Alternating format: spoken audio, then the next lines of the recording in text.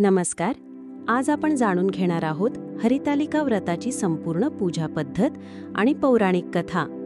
हे व्रत भाद्रपद शुद्ध तृतीयेच्या दिवशी केले जाते.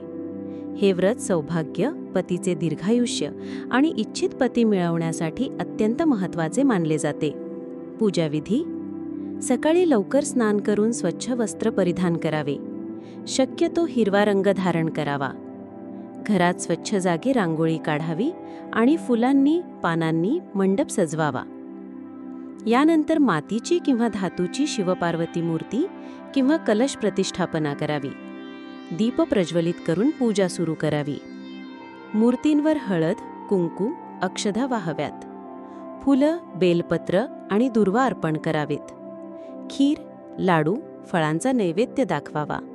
अगरबत्ती आणि दिवा दाखवून पूजा पूर्ण करावी. हरितालिका व्रतकथा.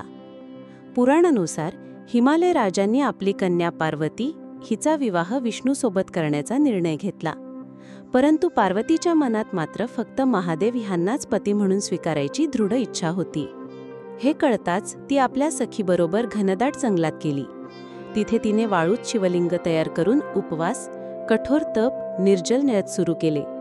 तिच्या सखीच्या सल्ल्यानेच तिने हरितालिका व्रत केले. पार्वतीच्या अखंड भक्तीने महादेव प्रसन्न झाले.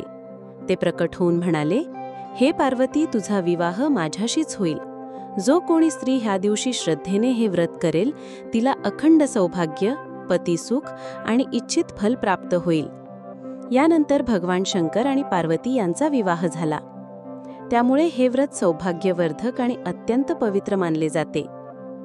या प्रकारे हरितालिका व्रत केल्यास स्त्रियांना अखंड सौभाग्य, पतीचे दीर्घायुष्य आणि इच्छित फल प्राप्त होते.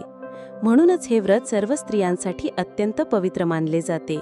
हर हर महादेव. जय गौरी शंकर.